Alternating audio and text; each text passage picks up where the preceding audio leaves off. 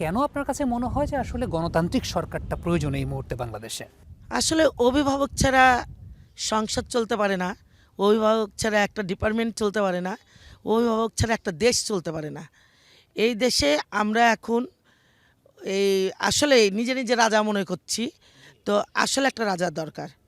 তো নির্বাচন আমি এখন পর্যন্ত মনে করছি যে একটা ভালো নির্বাচন হতে পারে এবং হবে। কি হবে না এটা পরের কথা, কিন্তু আমরা মনে করছি নির্বাচনের প্রস্তুতি খুব ভালো চলছে এবং আগামীতে ভালো একটা নির্বাচন হবে, গণতান্ত্রিকভাবে একটা নির্বাচন হবে এবং এখানে আমরা সবাই ভোট দিতে যাব এবং অন্যকে উৎসাহ করব ভোট দিতে যাওয়ার জন্য। কারণ একজন অভিভাবক ছাড়া তো দেশ চলতে পারে না। আর এই দেশ চালাতে গেলে একজন আমাদের অভিভাবক দরকার।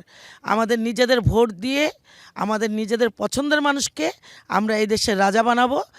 আর একজন রাজাকে যখন ভোট দিয়ে তাকে সরকার তৈরি করা হবে, তখন সরকারেরও আমাদের প্রতি অনেক দায়িত্ব থাকবে এবং উনি নিশ্চয়ই আমাদের এই দেশ, এই মানুষ এবং এই জনগণকে নিয়ে অনেক ভাববে এবং ভালো কিছু করবে, এটা আমরা আশা করছি।